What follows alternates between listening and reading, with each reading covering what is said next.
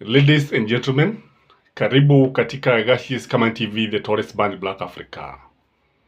From all indications, William Samoei Ruto has lost the game of our economy. Ukitazama kwa njia zote zile, mambo yote yanatuonyesha kwamba William Samoei Ruto is not equal to the task. William Samoei Ruto is not leading this country in the right direction. William Samoei Ruto is leading this country to a big trench. Ukitazama vizuri sana utaona kwamba kila kitu, dalili zote zinaonyesha kusabaratika kwa uchumi. Ukitazama vizuri sana utaona kwamba kuna mambo ambayo kusema kwa hakika yanatuonyesha na yadhihirisha wazi wazi kama mchana wa jua kwamba kile ambacho tunakiona ni something like drama. What we are seeing is just drama. Though William Samoei Ruto is telling us that he has actually rescued the economy, he has stabilized the economy, it is not the case. I want you to take a look at the Business Daily today.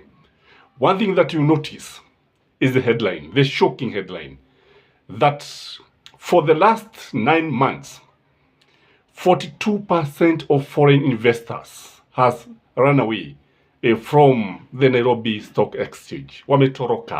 Wametoroka kwa sababu hataki kuwekeza pesa zao mahali ambapo hatuna usalama, mahali ambapo tutakuja kuzungumzia sababu za kufanya hivi.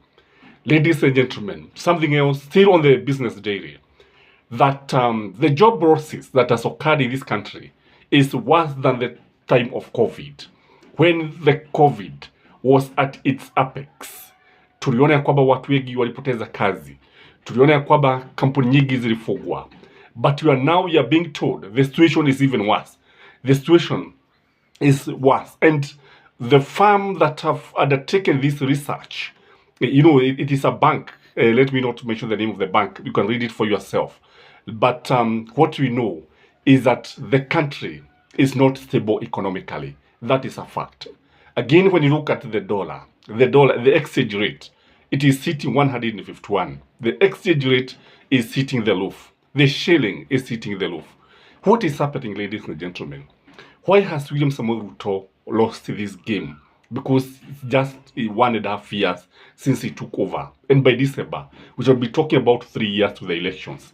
The first thing, in my view, ukitazama vizuri sana, utaona jambo moja, that William Samoei Ruto taxation, because actually that is the reason that many companies are giving, that the high taxes are not yielding. The high taxes are not attractive to any investor. And no investor would come to invest in a country whereby you're supposed to pay housing levy, you're supposed to pay what. So many taxes that are not explained. And when you tax people so much, they look for alternatives. That's a fact. And what William Samoei Ruto need to know is that his economic advisors are failing him. We may blame him because after all, the buck stops with him. Lakini ukitazama vizuri sana, wale watu ambao wanampa mawaidha, wale washauri wake, ni watu ambao they don't care. They are activists. And he needs to have people who actually have the grip of the nation, the way the economy need to operate. Kwa sababu ukitazama wale wako pale, the activists who are always politicking, and they are giving the wrong advice. And you don't need to look far. Ukiangalia vizuri sana, utaona kwamba William Samoei Ruto is usually getting the wrong advice. Kwa sababu, remember what he told about the dollars. The dollar will come down all the way to 120, what. So it means he was given the wrong advice. That is a fact. And you cannot run away from facts. You know, facts are stubborn because you cannot change them. And you need to listen to most of his speech, you realize that mambo mengi ambayo amekuwa akisema si ya ukweli. Again, you also need to look at the way he told the nation that we are not going to have El Nino. And what you're experiencing, ladies and gentlemen, ask the weatherman expert. They'll tell you this is nothing short of El Nino. Now, although the intensity is not as it was in 1998, kusema kweli, hii ni mvua ya gharika kwa njia zote, kwa namna zote ambazo unaipiga darubini utaona kwamba ni mvua ya gharika. But William Samoei Ruto failed the nation, failed the county governments, failed everyone. when he told us that we after all, kwa sababu Mungu tumemuomba, tumemwamini, kwa hivyo amebadilisha ile mvua sasa, and we are only going to have enhanced rainfall or slightly above average rainfall, which is wrong in my view, because as we talk, many people are crying, many people are submerged. In a county like Nyandarua, more than 200 homes have been lost. People don't know where to go. In fact, I received a call from Kinangop.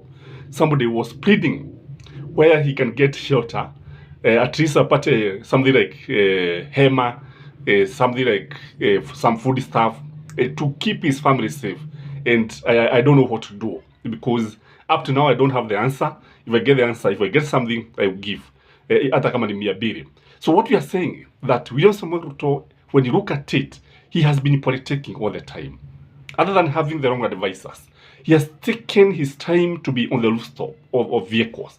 Kila wakati tunamuona, na kusema ukweli, kuna wakati ambapo Uhuru Muigai Kenyatta alituambia ya kwamba serikali haifanyi kazi, mtu hawezi akafanya kazi akiwa pale akiwa juu ya magari. Itakubidi uwe ofisini, ujadiliane, ufanye mikutano na viongozi, wataalamu hapa na pale, ili uweze kujua kile ambacho kinaendelea. But what we are saying is just politicking all the time.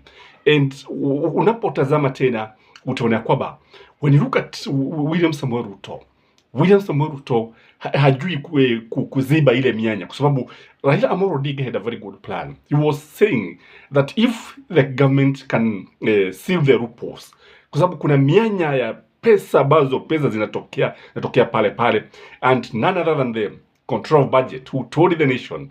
I was listening to her speech, and she was telling us that the government need to see the loopholes, kwa sababu kuna watu who have the dollars but they don't want to go through the banks. Kwa hivyo zile dola zao zinapitia panya routes, zinatokea nje, wanaenda wanaagiza vitu, wanaleta vitu. So in the final analysis, the country inajipata haina the dollars. The country inajipata haina dollars. Unapata ndio sababu unaona watu wengi wakitoroka katika nchi ya Kenya. Wale wekezaji ndio sababu wanatoroka, kwa sababu the dollar is losing its value. After all, the business of business is business. Kila mmoja anataka kupata faida. Mtu hawezi akafungua milango ya biashara atarajie pale is going to work for taxes. Even the employees. In fact, I had a conversation with some guys who are telling me that now the government is taking a lot of money. Now that taxes are very high, they need to rethink their strategy, kwa sababu wasipofanya hivyo wanaweza kujipata katika hali gumu sana, kwa sababu wengi wanasema ya kwamba wanafanyia kazi kodi. You cannot work to pay the government. Why should you work for the government to pay taxes only? I think William Samoei Ruto need to put his house in order, because this overtaxing of people, overtaxing of companies, overtaxing of the people working for government is going to hit the labor market very badly. Na ukitazama vizuri sana utaona kwamba nchi ya Kenya inazidi kuwa baya sana, because when you look at it, the other reason why investors are running away, the other reason why the country is becoming very unattractive to investors is because of the cartels.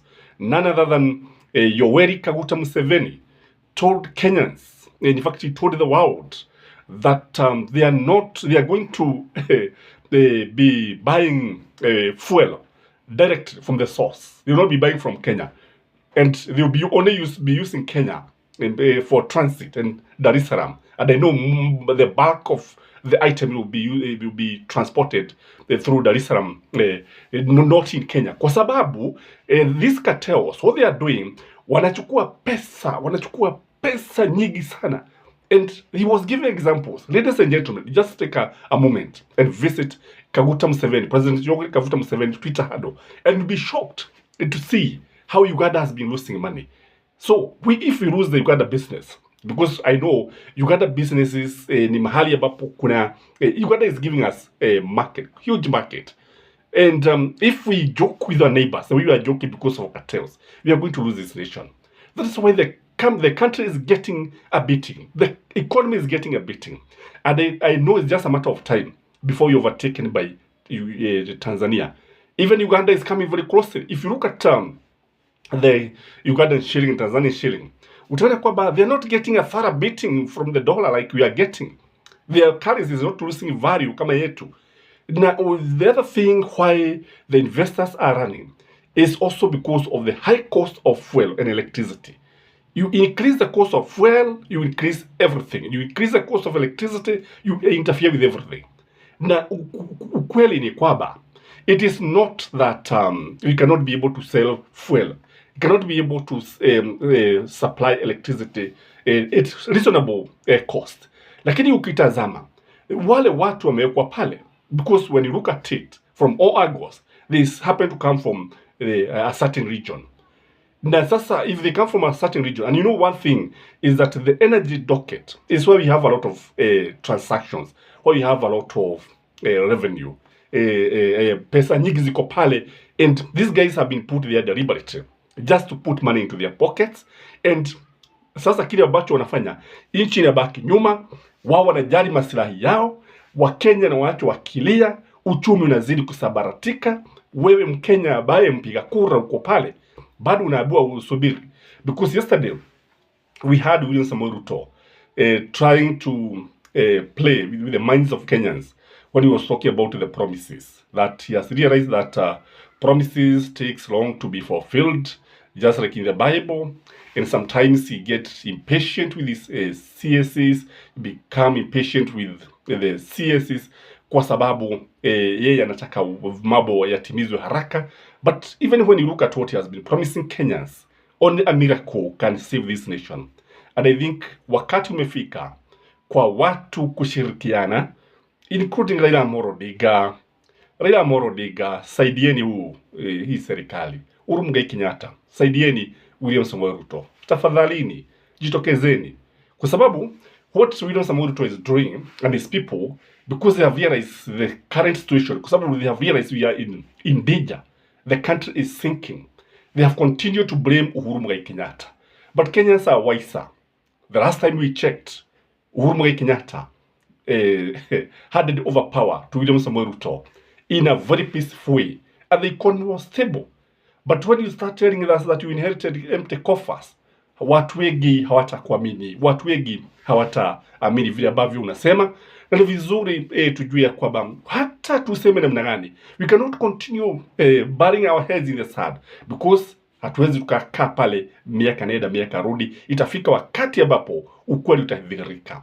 And ladies and gentlemen, I want you to watch this country in the next 6-7 months. That's when you see the real situation.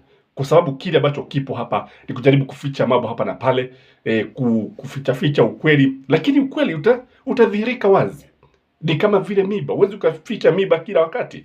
Au mtu ambaye amekalia mgogo wa ngamia, kama mtu awe mrefu kama mimi, nikalie mgogo wa ngamia kisha nianze kuambia watu usionekane. Is it possible, ladies and gentlemen? I don't think you can continue living like this.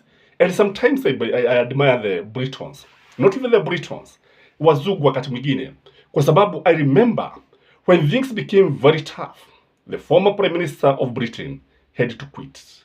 The same case applied to Boris Johnson, the former Prime Minister. Wakati mambo yanazidi, wanakubali, wanaenda, wanang'atuka, because you cannot run away from the truth. Is it the time that William Samoei Ruto should call it quick, together with his deputy? Kwa sababu this country is not being handled in the right way, and that is my take, ladies and gentlemen. I don't know what you think.